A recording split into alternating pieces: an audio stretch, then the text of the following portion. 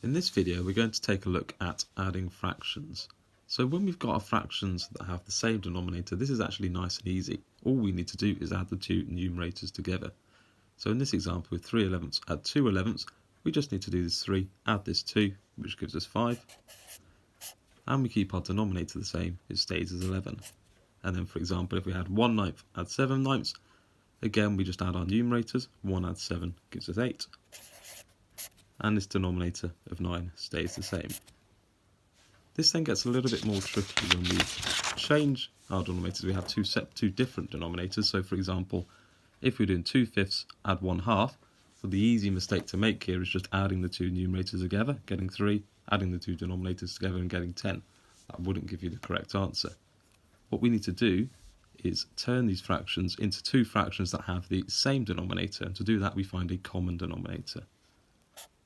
Now in a lot of cases, what we'll do is we'll just multiply our two denominators together. So in this case we do 5 times 2, we'd get a common denominator of 10. Now this first fraction, to get a denominator of 10, we've had to multiply by 2.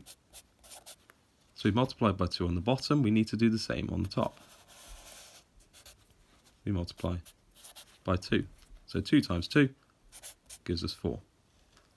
On our second fraction, to go from 2 to 10, we've multiplied by 5. So again, we need to do the same on the top.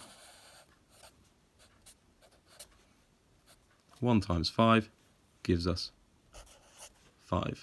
Now we've got our two denominators the same, we can just add the numerators similar to the before. 4 add 5 gives us 9. We keep that denominator the same, and we get 10. Then if we look at this example here, we've got 3/10 add 2/5. This time, rather than just multiplying our two denominators together, we can see that we could get a common denominator of 10 as well, because 5 multiplied by 2 would give us 10. So we don't actually have to do anything to this first fraction. We keep it as 3/10. Our second fraction, to turn it into a fraction that is a tenth, we've multiplied this denominator by 2. So we need to do the same to our numerator, multiply it by 2. So this numerator of 2, we've multiplied it by 2, we've now got a numerator of 4. We've now got our common denominator of 10, our two numerators 3 and 4, we can add them together because we found this common denominator, and we get an answer of 7, and of course we keep this denominator the same, and write it as over 10. Now this next question you may want to have a go at on your own, so what you could do is just quickly pause the video now. So the question we're going to look at is 2/5 add 4/7, and then in a moment I'll go through this question. So if you pause the video now.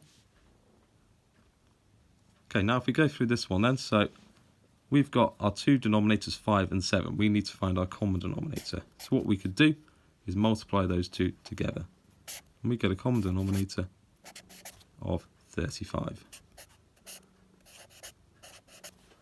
So we've multiplied this first fraction, this denominator, by 7, so we need to do the same to our numerator. 2 times 7 gives us 14. And in our second fraction, we've multiplied our denominator by 5. So we need to do the same to our numerator. 4 times 5 gives us 20. Now again, we've got our denominators the same. We just need to add our numerators together. 14 add 20 gives us 34. Our denominator stays the same, and it stays as 35.